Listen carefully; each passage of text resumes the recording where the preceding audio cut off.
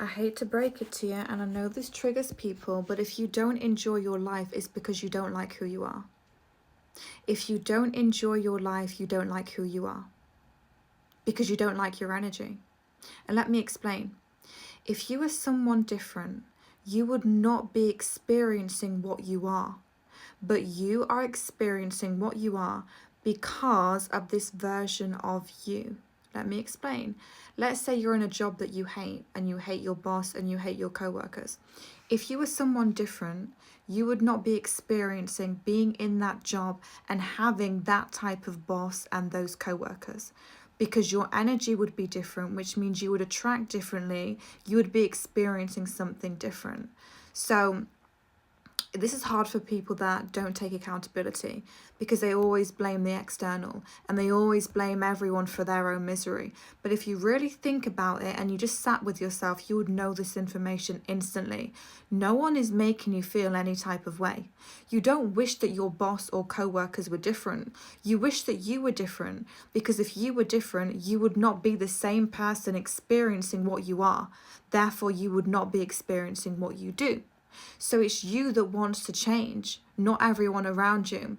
And it's a great indication that you want to change when you are surrounded by a life that you don't like, when you're surrounded by people acting in ways that you don't prefer, because they're showing you that you wish that you were different, because if you were, you would not be experiencing what you are right now. So now you have to think about your energy and what you are doing. How are you thinking? How do you feel? What do you believe to be true? This world is a projection of your internal state, is a hologram. What you're experiencing is a projection of the mental, what's going on in your own imagination. The life that you're seeing and experiencing is a projection of you, and therefore what's going on within you. So let me give you an example. If you are someone that has an abandonment wound, you're going to perceive life as people leaving you, and you're always going to look for the evidence that validates that to be true. Not because you're not worthy of someone being with you, but because you're seeing through the lens of abandonment. You're seeing through the lens of pain and being left, because that's something that you went through before, and because you've not changed your thoughts and healed from it, you carry it. And while you're carrying that pain, you're creating with it. We are all creating with the universe.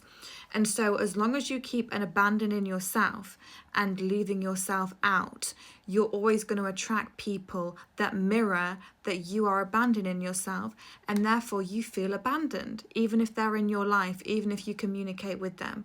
And it's not to do with them, it's to do with your own energy. And if you can actually see this, you can change things, because you realize that no one ever makes you feel anything.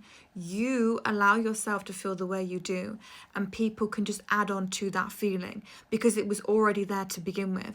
If you were not someone that was leaving themselves and abandoning themselves, you would never feel left out. If someone left you, you would not just automatically assume it's something to do with you. You would not automatically feel abandoned, right? But because you're carrying that core wound, your head automatically goes to the fact that, oh, they've left me, I'm alone. And then you make up all these excuses as to why that validate that you are abandoned and that people leave you.